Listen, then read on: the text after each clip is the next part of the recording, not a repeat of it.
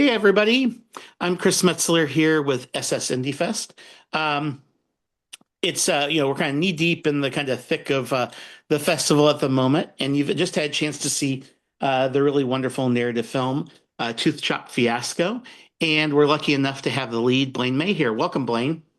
Hey, thanks so much for having me. I'm really excited to be a part of this. Yeah, most definitely. Maybe a good place to start is um, when you're reading for roles and stuff um what when you first read the script, what was your kind of initial impression and what kind of excited you about the character? Yeah, so, when you're acting and you're auditioning, obviously you're doing a lot and a lot of scripts will come across your desk. Um, this one really stood out to me though, for a lot of positive reasons.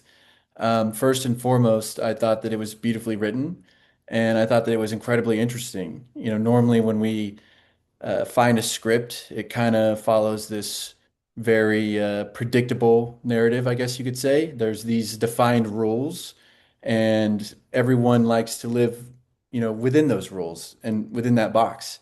And Dave, our director, really created something that from the get-go was right outside of the box and broke a lot of rules.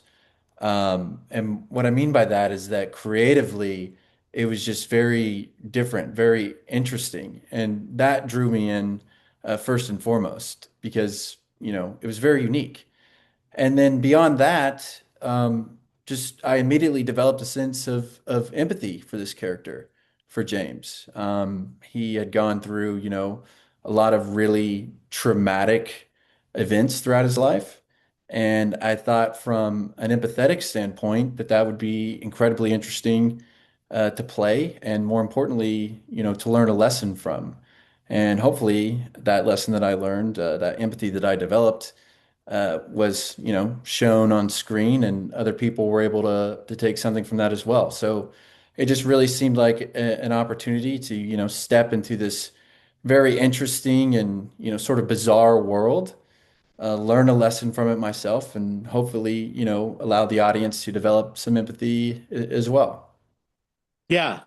Well, it's cool. It's the thing that's was neat to kind of run across with the film is just like when, a filmmaker and a filmmaking team just kind of do things differently, and, it kind of like resets what your expectations are and they're just like, hey, look, I'm ready to go along for the ride. I think many in our audience, like they've never been on an independent film set, and, you know, there are a lot of kind of entrepreneurial ways that like one has to kind of make film. So can you kind of give an idea of like not just like how many days it took to film, but like what was it like and how did you guys kind of like embrace that nature of kind of to get what you want and kind of achieve Dave's vision? Yeah, so, firstly, when we began filming, this was right during the peak of COVID. So there were a lot of, restrictions and precautions that were in place to keep everyone safe. And that created, Mm, an obstacle that was unlike anything else that I'd faced in my career, at least until that point. So, every single day you were going into set and you were getting the rapid tests done, and we were just ensuring that everyone was safe and healthy, which definitely created, a little bit of this outside pressure. Because right when you get into, the mix of things, you're really starting to feel and understand the character and the story. Well, now you have to also start worrying about, am I going to test positive for COVID? And then we have to shut down production for 2 weeks or however long it is. So, firstly, with this scenario, with this film, ensuring that you were prepared as an actor, of course, was the top of the priority, but also ensuring that you were staying healthy and you were trying to limit contact with, people outside the production as much as you can, just so that we could continue the journey of creating this film. Um, Beyond that, when it comes to indie filmmaking, a lot of people, I think, have this idea with films in general that, it's extremely glamorous and, there's these incredible, RVs that you have to be able to kick your feet up after a long day. And, it's red carpet service all the time. And sometimes that is true. But with indie filmmaking, the idea is that you're creating a vision, you're creating a film on a little bit lower of a budget than what you might do for a blockbuster or whatever. And so what that means is that you really need to understand the importance of being a team player, of collaborating with everyone else that is a part of the cast and crew. And one thing that I really loved about this process was the collaboration that I was able to have not only with my fellow actors, but with my wonderful director Dave as well. I really felt like my voice was heard, meaning that if I thought a scene might be a little more interesting, or we might be missing something here or there, I would definitely speak up that opinion and voice that, and Dave would listen to that, and we would try things. And throughout this entire process, there was a lot of discovery. And I feel like that's true for most indie films, is that there's a lot of discovery. You're going in not necessarily with this extremely fixed idea that's completely concrete. You have a general vision and direction that you want to go in, but you find these little slices of life, as my acting coach would say, and you discover a lot of things, and it really starts to bring the story to life. So that was a huge part of it as well. And then, there was just also this sense of really immersing myself into the character more and more every day. Dave and I would have meetings every single day after we finished filming, and we would talk about, what we had just completed and what's to come and how to best prepare for that. And I think that's a really, fun and exciting part of indie filmmaking as well, is, preparing for the role, immersing yourself in it more and more, discovering this life more and more. And he would give me, multiple playlists to listen to, items of clothing even to wear around on my own, different things to think about in my imagination. And so it was just this incredible process of being able to really dive deep into this life, get very, very specific, and then in turn, kind of learn Dave's process as well, and how he works and how I can better collaborate with him, and kind of, where this story came from, and seeing his point of view and imagination on it. So it really, all tied back to collaboration and getting specific. And it was just an incredible time. Every single day was fun. And every indie film that I've been a part of has been that way. It's very fun, and you're discovering and learning everything together as a team. Very cool. Was there anything like, outside of the kind of differences that took place because of the pandemic? Was there anything like during the kind of the course of the film that like surprised you, or are there any war stories that you guys kind of overcame to kind of get it across the finish line and finish shooting? Um, well, the first thing that comes to my mind is there's always, as an actor, like this pressure to be able to, not only perform under the pressure that you have, but to also ensure that you're getting everything done under these, very tight timelines.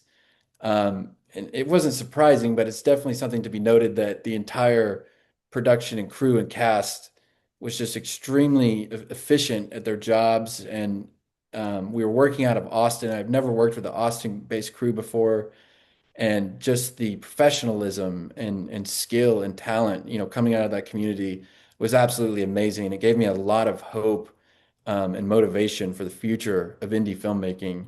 And I think that, Austin is definitely a place to keep an eye on, not only for actors, but for production members as well, that is a vibrant community that you can find a lot of work and a lot of talent in. So, there's always these obstacles of getting things done on time and making sure you're doing a quality job. I wouldn't say that surprised me though. One thing as an actor, that again necessarily didn't surprise me, but it was just very motivational, was seeing the talent of actors that came out of the Austin community. A lot of the cast was cast out of Austin. In fact, most of them. And it was just absolutely, amazing to see the depth and the skill and talent that they brought to every single scene. And before, at least from my experience, I kind of had this preconceived idea that if you want to be an actor, you need to either be in Los Angeles or you need to be in New York. And that experience just really opened my eyes, that it really doesn't matter where you are, as long as you're approaching the work in a manner that gives it the respect that it deserves, and you're putting in the effort, and you have a community. It doesn't matter where you're located, because you can make incredible films, and you can have very successful careers anywhere. And I think after COVID happened, we're definitely seeing a lot more of that now, with mostly everything being on self tapes and whatnot. Is that you can be located all over the world, and you can still have a very vibrant career and find a lot of work. And while that wasn't necessarily surprising, it was a really happy discovery, to be able to find this community that just completely motivated me and blew everything out of the water in such a positive way. Very cool. And as we wrap up things, I guess a question would be is like, what kind of inspired you to kind of um, begin this kind of path in acting, and what is it that kind of excites you about the future? Well, my path to acting was extremely unorthodox. I grew up on a very small farm in rural Oklahoma, a town of about 300 people. Never taken a drama class in my life, never even thought about acting. And I remember one day I was getting in my truck and I was going out to feed my sheep, and I heard this ad on the radio about this talent showcase in my area. And something struck my ear about it. And I went and I auditioned for this showcase, and to make a long story short, I won the entire thing, and had a bunch of agents and managers encouraging me to go and to take a part on this journey, and to work with them. And looking back on it now, I think a lot of that desire to want to start this journey, this crazy thing that I had never done before, was a sense of curiosity, finding myself sort of corralled in these barbed wire fences and wondering what else was out there. And then, I very quickly after that moved to LA, started an acting career at 19, not knowing anything. Was very fortunate to find an acting coach very early on in my career that really instilled in me the sense of what it means to be an actor, through a Stella Adler approach, using the imagination, using the stories to learn lessons from, to hold a mirror up to society. And so very quickly, it became less about any sort of idea of being famous, or something very um, very just not a good way to be thinking about the career, and more about the substance of the art. And ironically, I found that that's when I really started to progress. Hmm. I've been very fortunate to work alongside some amazing actors, people like Mark Wahlberg, Connie Britton, Jacqueline Bisset, just to name a few. And it's an inspiring journey, and it's exciting and fun. I've been able to, travel the world, and that I got started in a very, unique and weird way. But it's been, extremely, extremely incredible.